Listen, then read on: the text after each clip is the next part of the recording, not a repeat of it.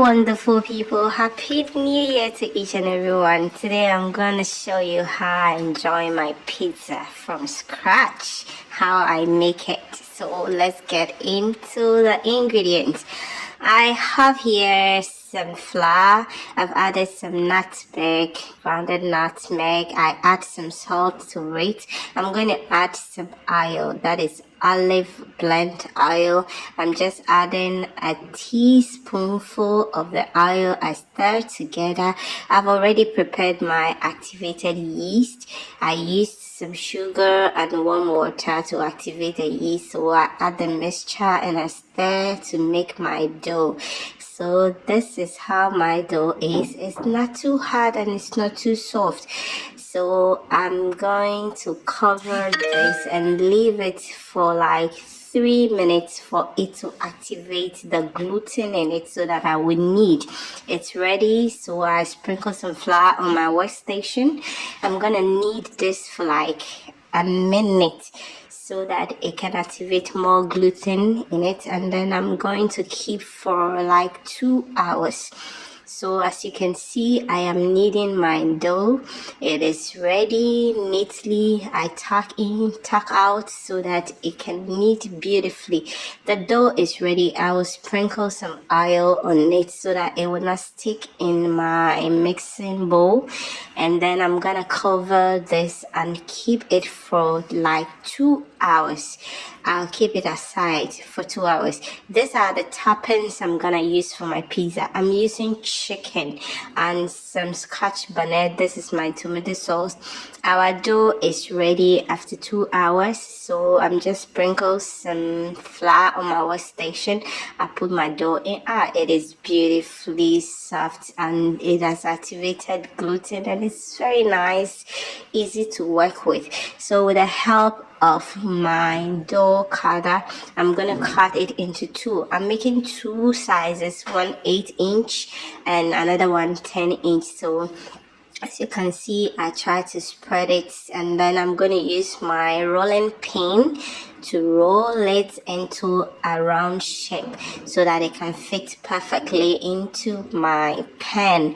I just roll, and then I've already prepared my baking pan, which I have lined the bottom with some baking sheet. I love doing it this way. You can also use oil, but I want the baking sheet because it makes it easier to remove, and it also makes the pizza to be crunchy as I want it. So as you can see, my dough is in. I'm gonna use a fork to make some holes in it. This makes it baked very beautifully and it becomes very crunchy. So you see, I'm making some holes with my fork in it, and then I'll set it aside and I'll do for the second one. After, I'm going to add some of my tomato sauce on it. This tomato sauce is lit.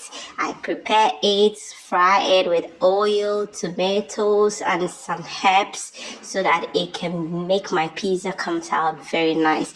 So I'm going to put in my mozzarella cheese. Sorry, I was not able to film my mozzarella. I used 2 different types of cheese. I shred so that I can have good flavors.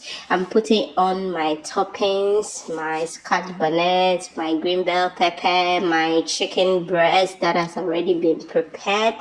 So I just put all the toppings and my cheese.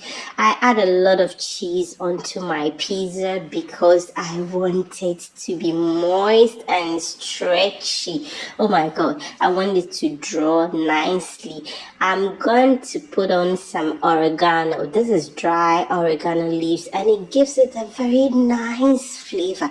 You can also try it. It is very nice. I love using herbs and spices. So I go ahead with the second one. As I'm doing this, my oven is already preheating, because when you heat the oven and you put your pizza in, you spend like 20 to 30 minutes and the pizza is ready. So I go ahead with the second one, and then I'll just go ahead and put it in the oven and start. You see, I put a lot of my cheese on the pizza toppings. You can see our pizza is almost getting ready. It's smelling very good. It's ready. I go ahead and cut and enjoy. I always love enjoying my pizza alongside some Coke. So as you can see, it's ready and I'm already enjoying it. Thank you for watching, and don't forget to share and give me